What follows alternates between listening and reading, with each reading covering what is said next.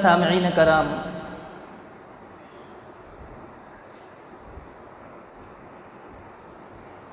ذوالقعدہ کا مہینہ شروع ہو چکا ہے۔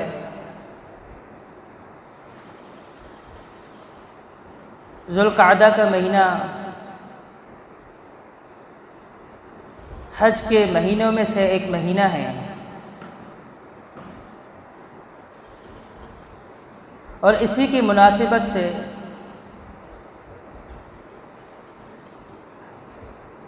حج کے متعلق ہم بات کریں گے۔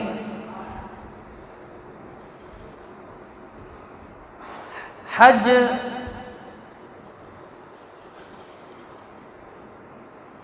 یہ حج یحج باب نصر ینصر سے مصدر ہے، اور اس کا لغوی معنی ہے کسی چیز کا ارادہ کرنا، قصد کرنا، اور اس کی اصطلاحی تعریف وہ یہ ہے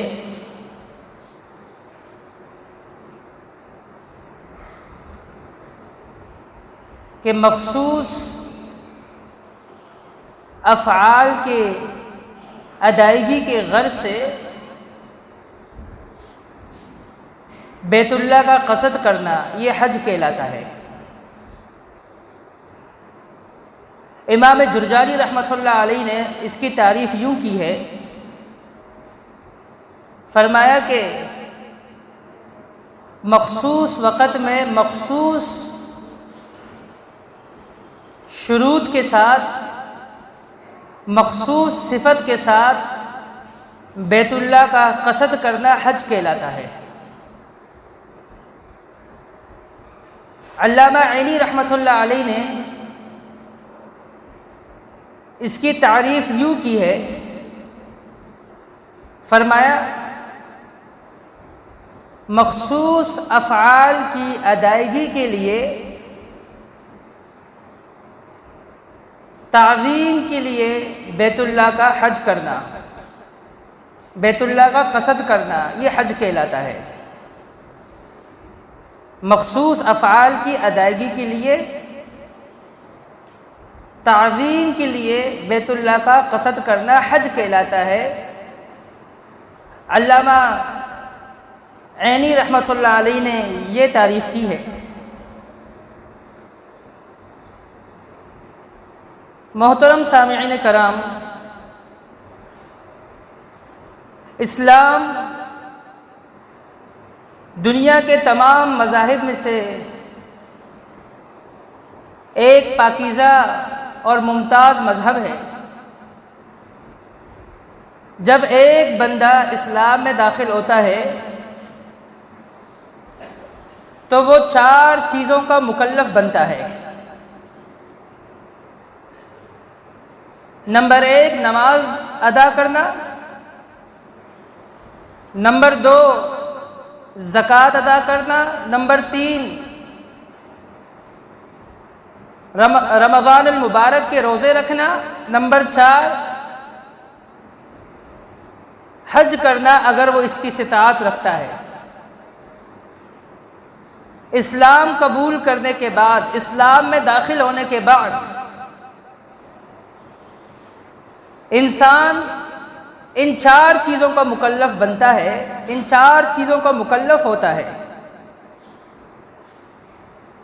اسلام کی بنیاد 5 چیزوں پر رکھی گئی ہے،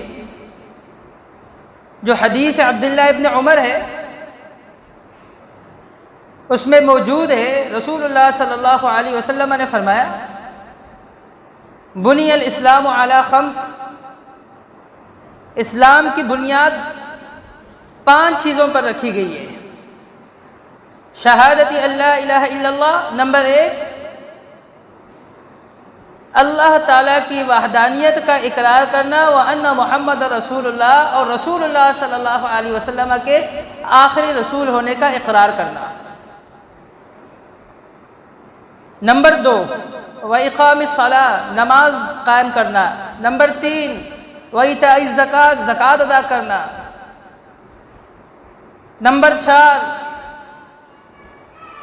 وصوم رمضان، رمضان کے روزے رکھنا اور اسی طرح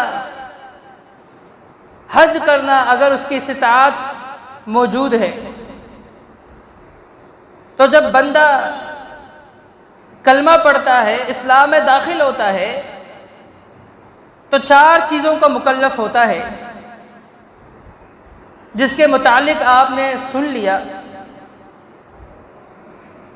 حج کی تاریخ کیا ہے؟ قرآن کریم کے اندر 17ویں پارے کے اندر سورہ حج ہے، اور اس کی ایک آیات کریمہ ایسی ہے جس سے حج کی تاریخ معلوم ہوتی ہے۔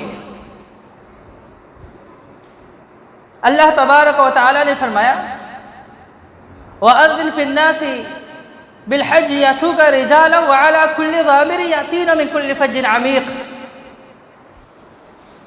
اللہ تبارک و تعالی نے حضرت ابراہیم علیہ السلام کے ذریعے منادی کروایا کہ آپ لوگوں میں اعلان کریں وَأَذِّنْ فِي النَّاسِ بِالْحَجِّ، حج کے متعلق لوگوں میں اعلان کیجئے۔ یَأْتُوکَ رِجَال، آپ کے پاس وہ آئیں گے پیادہ کی صورت میں، چل کر آپ کے پاس، آپ کے اس دعوت پر وہ آئیں گے، حج کرنے کے لیے وہ آئیں گے۔ وَعَلَى كُلِّ ضَامِرٍ، اور ہر قسم کے دبلے پتلے اونٹ اونٹنیوں پر سوار ہو کر وہ آئیں گے۔ یأتین من کل فج عمیق، اور ہر قسم کے دور دراز رستوں سے بھی وہ آئیں گے۔ ابراہیم علیہ السلام نے اللہ تبارک و تعالی کے حکم کو بجا لاتے ہوئے لوگوں میں اعلان کر دیا، اور ابراہیم علیہ السلام کی اس آواز کو دنیا کے کونے کونے تک پہنچایا گیا، اور ابراہیم علیہ السلام کی آواز کا یہ کرشمہ ہے کہ لوگ ہر سال لاکھوں کی تعداد میں آج تک حج کر رہے ہیں، اور کروڑوں کی تعداد میں لوگ حج کرنے کی آرزو و تمنا رکھتے ہیں۔ تو اس کی تاریخ بہت ہی پرانی ہے۔ ابراہیم علیہ السلام کے ذریعے اللہ تبارک و تعالی نے لوگوں میں اس کا اعلان کروایا تھا۔ حج، اس کی فرضیت کے متعلق ہم بات کرتے ہیں کہ حج کس پر فرض ہے۔ اللہ تبارک و تعالی نے فرمایا وَلِلَّهِ عَلَى النَّاسِ حِجُّ الْبَيْتِ مَنِ اسْتَطَاعَ إِلَيْهِ سَبِيلًا، کہ اللہ ہی کے لیے لوگوں پر حج کرنا فرض ہے، اور کن لوگوں پر؟ من استطاع الیہ سبیلا، من استطاع الیہ سبیلا، جو رستے کی، سبیل کی استطاعت رکھتا ہو۔ اس آیات کریمہ سے یہ بات معلوم ہوئی کہ حج ہر مسلمان عاقل بالغ پر جو استطاعت رکھتا ہو اس پر فرض ہے۔ رسول اللہ صلی اللہ علیہ وسلم نے اس کی فرضیت کے متعلق صحابہ کرام کو بتایا۔ صحیح مسلم کے اندر حدیث موجود ہے، رسول اللہ صلی اللہ علیہ وسلم نے فرمایا یا ایھا الناس، اے لوگو، ان اللہ قد فرض علیکم الحج فحجوا، کہ اللہ نے تم پر حج کو فرض کر دیا ہے، بس تم حج کرو۔ ایک صحابی رسول نے کہا اکل عام یا رسول اللہ، کیا ہر سال حج کرنا واجب ہے؟ آپ خاموش ہوئے، اور اس صحابی رسول نے یہ بات 3 مرتبہ دہرائی، آپ خاموش رہے۔ آپ نے فرمایا لا قلت نعم لوجبت، اگر میں ہاں کہہ دیتا تو ہر سال صاحب استطاعت پر حج کرنا فرض ہو جاتا، اس پر واجب ہو جاتا۔ اور پھر تم اس کی استطاعت نہیں رکھتے۔ آپ علیہ الصلوۃ والسلام نے فرمایا کہ تم سے پہلے لوگ جو ہلاک ہوئے ان کے ہلاک ہونے کی وجہ یہ تھی کہ وہ کثرت سے سوال کرتے تھے اور انبیاء علیہ الصلوۃ والسلام سے اختلاف کرتے تھے۔ فرمایا کہ جو بھی میں تمہیں حکم دوں اسے بجا لاؤ، جو بھی میں تمہیں حکم دوں اس کو تم بجا لاؤ۔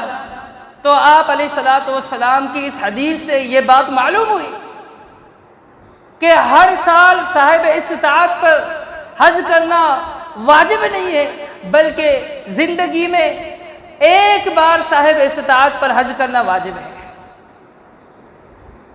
اگر وہ صاحب استطاعت ہے، وہ عاقل ہے، وہ بالغ ہے، وہ استطاعت رکھتا ہے، زندگی میں ایک مرتبہ اس پر حج کرنا واجب ہے، ہر سال حج کرنا واجب نہیں ہے۔ اور اگر ایک بار کے بعد بھی وہ حج کرتا ہے تو اس کا یہ حج اللہ کے ہاں قبول ہوگا، اس کا یہ حج نفلی ہوگا، الا ان تطوع۔ ایک مرتبہ زندگی میں صاحب استطاعت پر حج کرنا واجب ہے، ہر سال واجب نہیں۔ اور اسی طرح عبداللہ ابن عباس رضی اللہ عنہما سے بھی سنن نبی داود کے اندر روایت موجود ہے کہ آپ نے فرمایا کہ صاحب استطاعت پر صرف زندگی میں ایک مرتبہ حج کرنا جو ہے واجب ہے۔ اور حج اس کی بڑی فضیلت ہے۔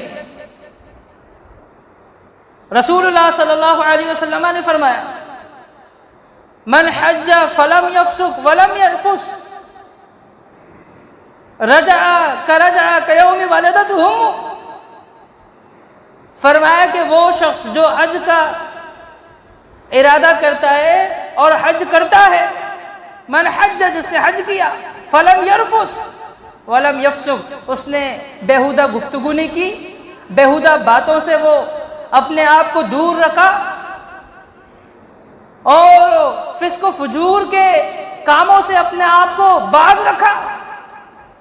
فرمایا جب وہ حج کر کے لوٹتا ہے تو وہ اس طرح ہوتا ہے کہ جس طرح وہ بچہ ہوتا ہے جس کو اس کی ماں نے جنا ہوتا ہے، کہ وہ بچہ جو پیدا ہوتا ہے اس کا پہلا دن ہوتا ہے، وہ دنیا میں جس طرح آتا ہے، تو فرمایا رجع کیوم ولدته امه، تو یہ حج کرنے والا بھی اسی طرح ہوتا ہے گویا کہ اس کی ماں نے اس کو آج ہی جنا، اس بچے کی طرح، گناہوں سے پاک، گناہوں سے بالکل صاف۔ رسول اللہ صلی اللہ علیہ وسلم نے فرمایا کہ الحج المبرور لیس له جزاء الا الجنہ، کہ حج مبرور اس کی جزا جنت کے سوا کچھ نہیں ہے۔ اور حج مبرور کسے کہتے ہیں؟ وہ حج جو کتاب و سنت کے مطابق ہو،